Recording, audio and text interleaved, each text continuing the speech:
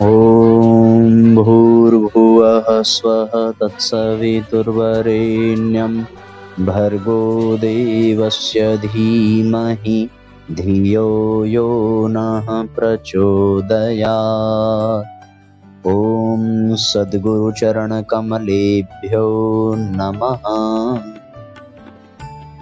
परम पूज्य गुरुदेव प्रवंदनीय माता जी को सादर प्रणाम करते हुए, उनके चरण कमलों में नमन वंदन करते हुए आइए आज के सत्र का शुभारंभ करते हैं। साथियों, पर्यावरण असंतुलन जिम्मेदार कौन, इस पुस्तक का स्वाध्याय हम लोग कर रहे हैं।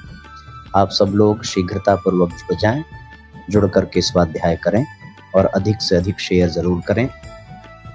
आज का जो अध्याय है, अपसंस्कृति प्रसार बनाम सांस्कृतिक प्रदूषण। बाल बुद्धि के शारीरिक और रूप किया, इससे उन्हें कुछ असफलता आती हो, किंतु इस प्रकार का भड़कीला वेश विन्यास और बाहरी चमक मानसिक व्यक्ति का ही है और उससे मनुष्य के चरित्र तन ही हुआ है। विचित्र प्रकार की वेशभूषा विदेशियों की नकल अच्छे व्यक्तियों का प्रतीक नहीं हो सकती। प्रत्येक देश काल और परिस्थिति के अनुसार जहां संस्कृति रीति रिवाज और सामाजिक आचार संहिता में एकता नहीं होती, वैसे ही अपने धर्म अपनी संस्कृति के अनुरूप केश वस्त्र और वेशभूषा से मनुष्य के चरित्र और आत्मिक बल का अनुमान किया जाता है। इस दृष्टि से अपनी भी एक प्रणाली है, इसी में सीमित रहने में हमारा बड़प्पन, सादगी, शालीनता तथा सांस्कृतिक गौरव माना जा सकता है। महत्वपूर्ण बात है साथियों, यहाँ पर हम लोग देख रहे हैं कि शारीरिक सौंदर्य रूप का आकर्षण बढ़ाने के लिए अनावश्यक अनर्थ हम लोग करते हैं। बहुत सारी वेश विन्यास और बाहरी चमक, ये सारी मानसिक विकृतियों का ही प्रदर्शन का ही परिचायक हैं। विदेशियों की नकल करते हैं और नकल करके हम अपनी संस्कृति, अपनी रीति रिवाज, अपनी सामाजिक आचार संहिता में सब कुछ गंवाते चले जा रहे हैं। इस दृष्टि से अपनी जो एक प्रणाली है उसमें हमें सीमित रहना ही चाहिए, जो हमारी संस्कृति, हमारी सभ्यता का प्रतीक है। बालों से मनुष्य का व्यक्तित्व समझ में आता है। मनुष्य की उजड्डता, ओछापन और चरित्रहीनता की झलक भी बालों से मिलती है। छोटे छोटे कटाए हुए बाल मनुष्य की योग्यता प्रकट करते हैं। सुव्यवस्थित ढंग से रखे गए बाल यह व्यक्त करते हैं कि व्यक्ति का स्वभाव, आचरण सामान्य व्यक्तियों की अपेक्षा कुछ अधिक सुंदर होना चाहिए। किंतु बड़े बड़े बाल, अस्त व्यस्त और बिखरे हुए बालों से मनुष्य का ओछापन जाहिर होता है। इससे मस्तिष्क के ज्ञान तंतु दुर्बल पड़ जाते हैं। लंबे बाल यदि ठीक प्रकार तेल डालकर और संवार कर न रखे जाएं, तो सिर में तेल जमा हो जाता है, मैल जमा हो जाता है और फोड़े, फुंसियों तथा गंजापन का रोग उत्पन्न हो सकता है। इस तरह केश केवल व्यक्तित्व की दृष्टि से ही महत्वपूर्ण नहीं है, बल्कि उनका स्वास्थ्य के साथ भी अटूट संबंध है। कुछ लोगों का ये भ्रम होता है कि धार्मिक दृष्टि से लंबे जटाएं रखना बड़प्पन का चिन्ह है। लोग यह आदर्श साधु संतों और साधकों से अनुकरण करते हैं। संभव है जब केश कर्तन प्रारंभ न हुआ हो तो लोग ऐसा करते हों, या साधनाओं की शोध में इन छोटी छोटी बातों से समय बचाकर अधिक समय आध्यात्मिक शोधों में लगाने की आवश्यकता रही हो। तब लंबी जटाओं को कुछ महत्व दिया जाता रहा।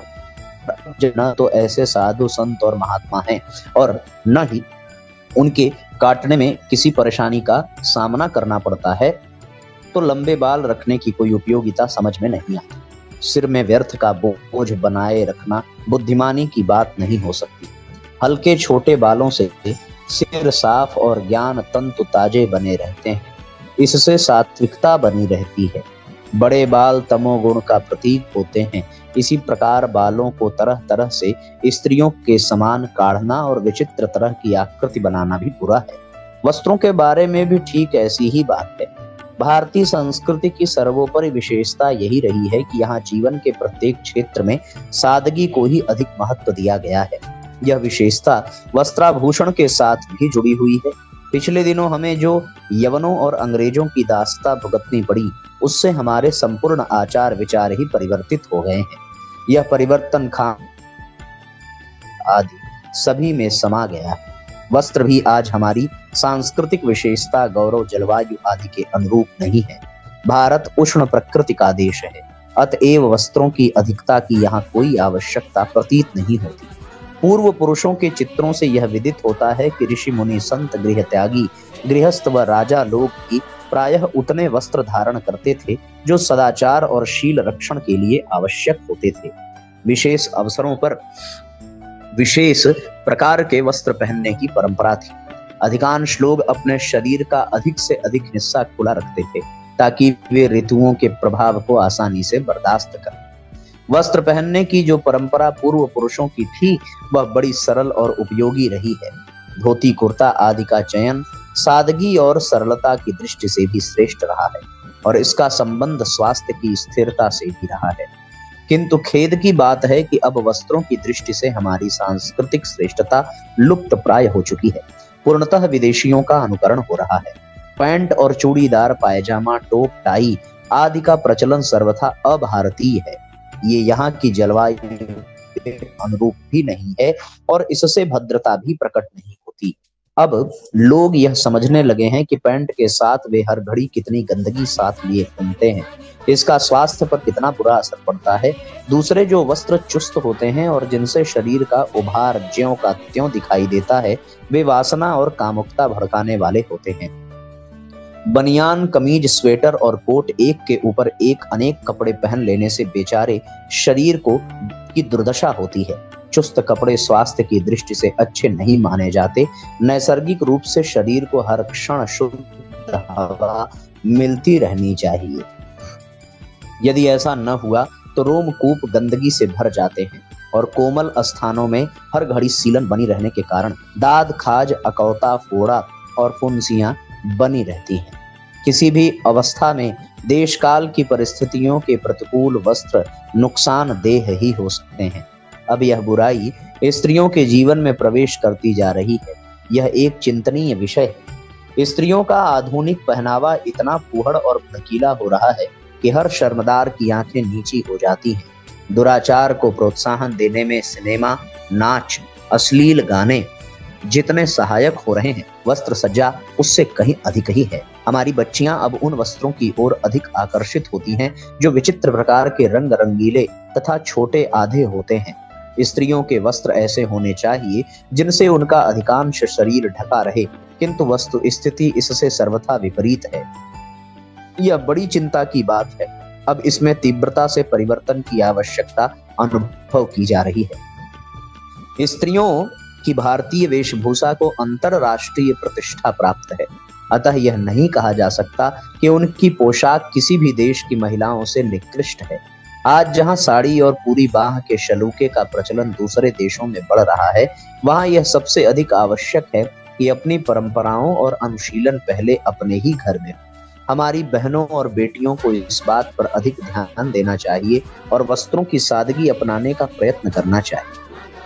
यह संयम उन बालिकाओं को अधिक सिखाने की आवश्यकता है जो इस समय शिक्षा के क्षेत्र में बढ़ रही हैं, क्योंकि महिलाओं के निर्माण की भावी बागडोर उन्हीं के हाथों आने वाली है। स्नो आदि के उत्पादन में तेजी से जो वृद्धि हो रही है, उससे और भी चिंता हो रही है, क्योंकि उन्हें पर्यावरण को क्षतिग्रस्त करके ही बनाया जाता है। स्नो का 1956 में 9,14,450 पाउंड उत्पादन हुआ, जो दूसरे वर्ष 1,10,81,889 पाउंड हो गया। इससे ये पता चलता है कि मनुष्य अपने वेश विन्यास में किस तेजी के साथ अप्राकृतिक साधनों को बढ़ा रहा है। नैतिक दृष्टि से यह सचमुच चिंता की बात है कि मनुष्य की आदतों में छिछोरेपन की बढ़ोतरी अधिक हो रही है। एड़ी से लेकर चोटी तक जिस प्रकार से आज लोग शरीर को अप्राकृतिक ढंग से सजाते हैं, उससे समाज का नैतिक पतन हो रहा है और भावी पीढ़ी का चिंतन, जीवन भी प्रदूषित होता जा रहा है। मानवीय स्वभाव की यह छोटी छोटी बातें भी सामूहिक तौर पर बड़ी प्रभावशाली होती हैं। इसलिए यह आवश्यकता अब प्रत्येक विचारवान के समक्ष समस्या बनकर खड़ी है। इसमें परिवर्तन किए बिना हमारे जातीय जीवन संस्कृति का विकास होना संभव नहीं है। राष्ट्र का नैतिक बल जागृत करने के लिए भी केश, वस्त्र और वेश विन्यास आदि में क्रांतिकारी परिवर्तन लाने पड़े। आत्मगौरव भी इसी में है कि हम अपनी सांस्कृतिक चेतना को समझें और उसे अपने जीवन में धारण करें। वैचारिक प्रदूषण। भारतवर्ष के प्राचीन मनीषी चरित्र की महिमा को भली प्रकार समझते थे और इसलिए उन्होंने धन और बल के बजाय अधिकांश में सदाचार, तप, त्याग, परोपकार आदि की ही महिमा गाई, क्योंकि ये ही सब चरित्र के लक्षण हैं। इसीलिए यहाँ के राजा, महाराजा और धन कुबेर लोग कुटियों में रहने वाले मुनियों के सामने नतमस्तक होते थे और किसी विषय में उनकी आज्ञा का उल्लंघन करने का साहस नहीं करते थे। यद्यपि चरित्र की व्याख्या बहुत विस्तृत है और सत्य, न्याय, क्षमा आदि अनेकों गुणों का उसमें समावेश होता है, पर ब्रह्मचर्य पर स्त्री का सर्वथा त्याग, नारी मात्र को पवित्र दृष्टि से देखने को उसका विशेष अंग माना गया है। इसका कारण यही है कि जिस व्यक्ति में इस प्रकार का दोष पाया जाएगा, जो इंद्रिय लोलुप होगा, उसमें से अन्य गुणों का भी लोप हो जाएगा। कामी और कुत्तों की तरह पर स्त्रियों के पीछे दौड़ने वाले मनुष्य में आत्मसम्मान, आत्मशक्ति, आत्मतेज आदि का रहना असंभव है और इनके बिना त्याग, उदारता, परोपकार की भी संभावना नहीं रह सकती। इतना ही क्यों, कामासक्त पुरुषों का पूर्ण रूप से विश्वास भी नहीं किया जा सकता, क्योंकि ऐसे लोगों को कोई भी सुंदरी तथा हाव भाव में निपुण रमणी अपने फंदे में फंसाकर कर्तव्यच्युत कर सकती है। इसी तथ्य को दृष्टिगोचर रखकर प्राचीन काल से ही बड़े बड़े शासक और राष्ट्रों के सूत्रधार अपने गुप्तचर विभाग में सुंदर और भ्रष्ट चरित्र नारियों को भी सम्मिलित करते रहते हैं, ताकि उनके द्वारा विपक्षी राष्ट्र के कामासक्त अधिकारियों को जाल में फंसाकर वहां का भेद हस्तगत किया जा सके। इसका आशय यही है कि कामुक व्यक्तियों का चरित्र निर्बल पड़ जाता है और वे किसी उच्च कार्य के योग्य नहीं रहते। कामुकता और अश्लीलता का अर्थ इतना ही नहीं है कि मनुष्य प्रत्यक्ष रूप से शारीरिक संबंध स्थापित करे। मन के विचारों और भावना का भी महत्व कम नहीं है। जो लोग किसी कारण या अभाववश शारीरिक संबंध से वंचित रहकर मन से विषयों का ध्यान किया करते हैं, वे और भी दूषित होते हैं और गीता में ऐसे ही लोगों को विमूढ़ात्मा कहकर पुकारा गया है। ये भी कहा गया है कि वे शीघ्र ही नष्ट हो जाते हैं। कारण यही है कि विषय वासना के वेग को किसी रूप में पूर्ति कर लेने वाला तो कुछ समय के लिए शांत हो जाता है और कुछ समय ऐसा जीवन व्यतीत करने के पश्चात संयम का जीवन भी बिता सकता है, पर जो सदा मन से ही विषयों का चिंतन करता रहता है और उनकी पूर्ति में असमर्थ रहता है, उसकी विचारधारा दिन पर दिन प्रदूषित, भ्रष्ट और निकृष्ट होती जाती है और उसका पतन होना और भी अधिक संभव और सुगम होता है। कामुकता के विचारों से मनुष्य का मानसिक तथा आत्मिक बल खोखला हो जाता है। शारीरिक दृष्टि से चाहे वह बलवान और आकर्षक जान पड़े, पर नैतिकता, साहस, धैर्य आदि का सर्वथा अभाव हो जाता है। ब्रह्मचर्य और संयम के द्वारा मनुष्य के भीतर से एक प्रकार की शक्ति विद्युत या चुंबक की सी पैदा होती है। वह इस प्रकार के निकृष्ट विचारों तथा आचार द्वारा जाती रहती है। ऐसे व्यक्ति अपनी प्रतिज्ञा पर दृढ़ नहीं रह सकते और न किसी कठिन परिस्थिति में धैर्य पूर्वक उसका मुकाबला ही कर सकते हैं।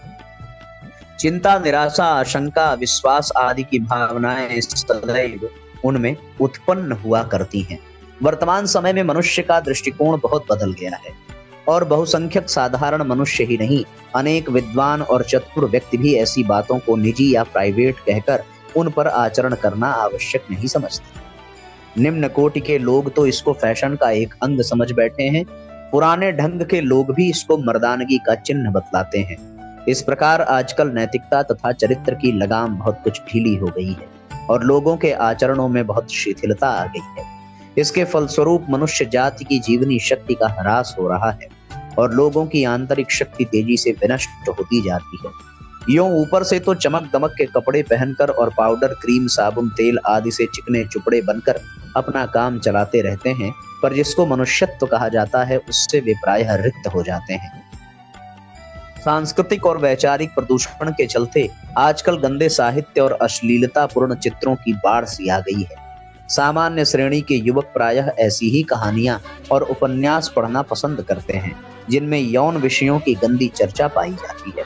उनको कोई सुरुचिपूर्ण नैतिक, सामाजिक या देशभक्ति का उपन्यास दे दीजिए तो वे 10-5 पन्ने पढ़कर ही उसे अलग रख देंगे, पर कामुकता की बातों से भरे उपन्यासों को ढूंढ ढूंढ कर और मांग कर भी पढ़ते हैं।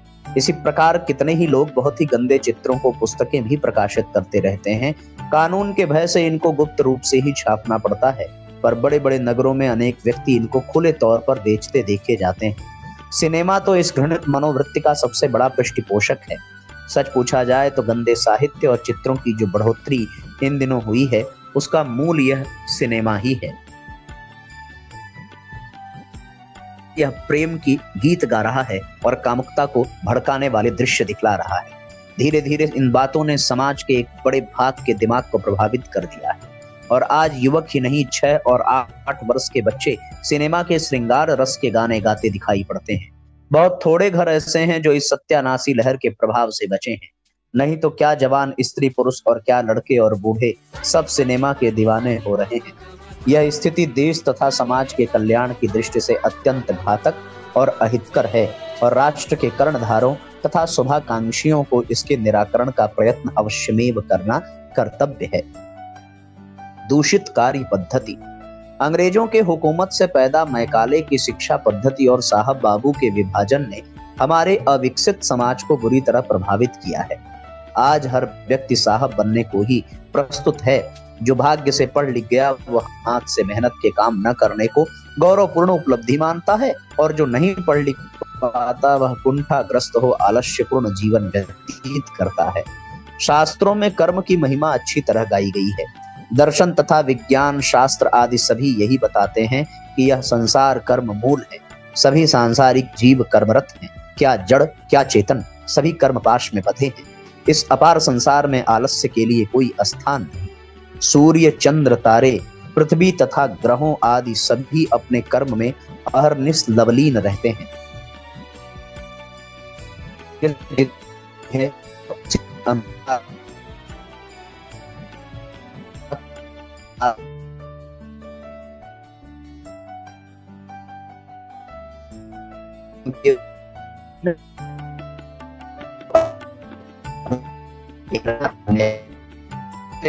मस्तिष्क हमेशा फजूल बातों ही से भरा रहता है।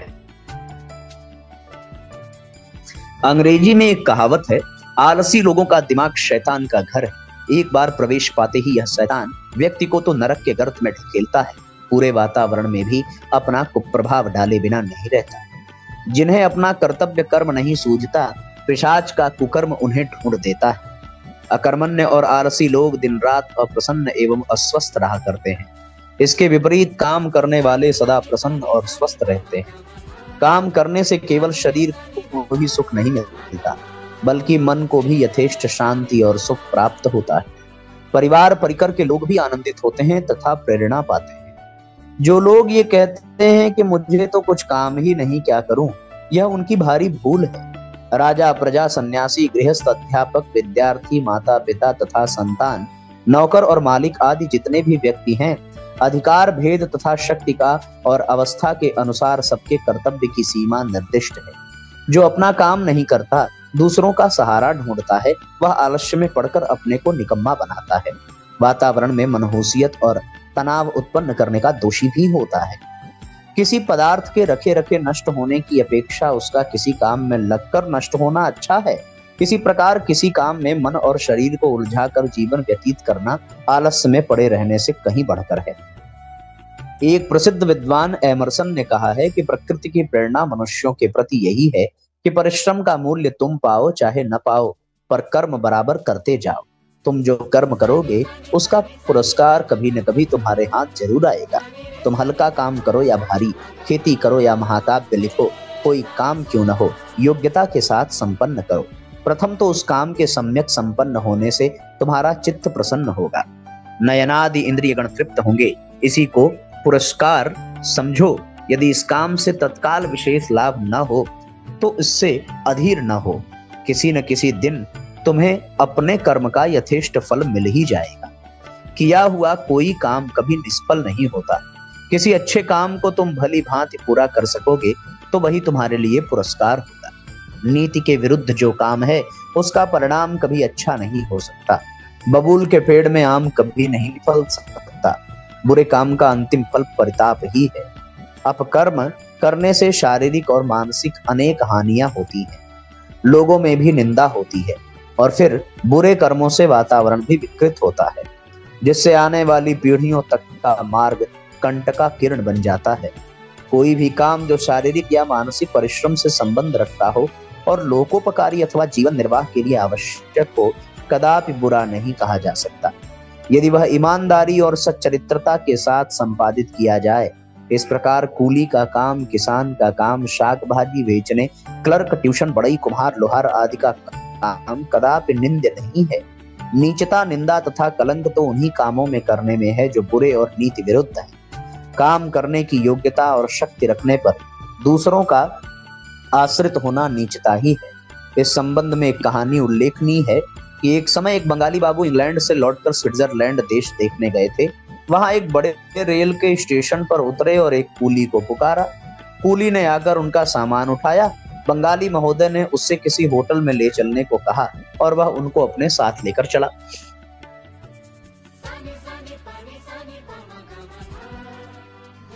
आपका स्वरूप देखकर यह नहीं मालूम होता कि आप किस देश के निवासी हैं।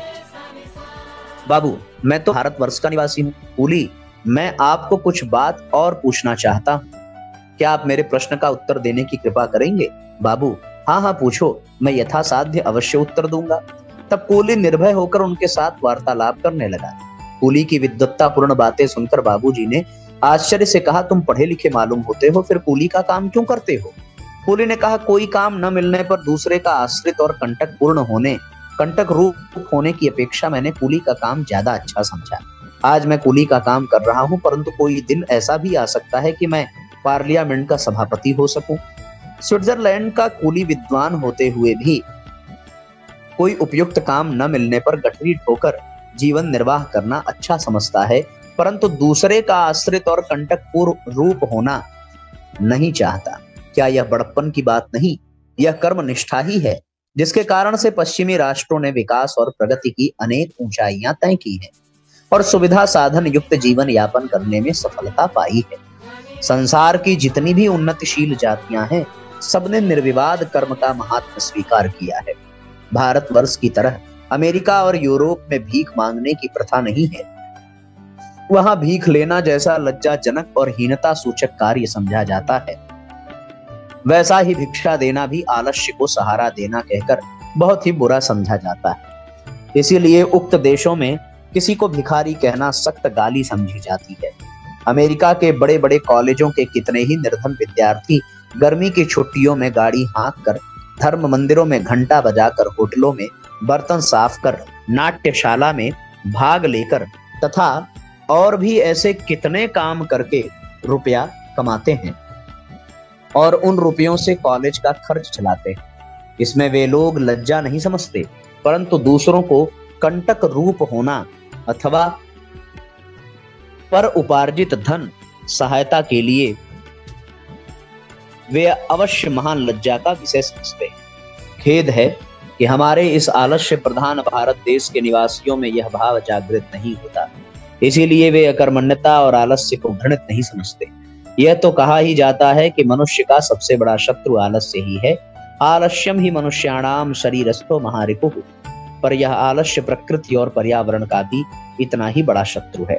हमें चाहिए कि हम किसी समय भी बेकार न बैठें। संसार का इतिहास कर्म योगियों के इतिहास से भरा ही है। गीता में भगवान कृष्ण ने कर्म की प्रधानता पर अर्जुन को उपदेश दिया है। जनक आदि ने कर्म करके ही सिद्धि पाई है। कहीं मनुष्य यंत्र मानव न बन जाए। ये साथियों अगला अध्याय है और ये अगला शीर्षक है। आज के स्वाध्याय को हम लोग यहीं पर विराम देते हैं। आज के सत्र को यहीं पर विराम देते हैं। यहाँ से हम लोग कल फिर से स्वाध्याय करेंगे और फिर हम लोगों के लिए ये पुस्तक जो है पूरी हो जाएगी, है ना। अभी लगभग 7 से 8 पृष्ठ इस पुस्तक में शेष बचे हैं, जिसे हम लोग पूरा कर लेंगे। आइए आज के सत्र को विराम दिया जाए और गायत्री मंत्र साथ साथ। ओम भूर्भुवः स्वः तत्सवितुर्वरेण्यं भर्गो देवस्य धीमहि धियो यो नः प्रचोदयात्। सभी आत्मीय बंधुओं को बहुत बहुत प्रणाम, बहुत बहुत नमस्कार। सबका मंगल हो। जय राम जी की।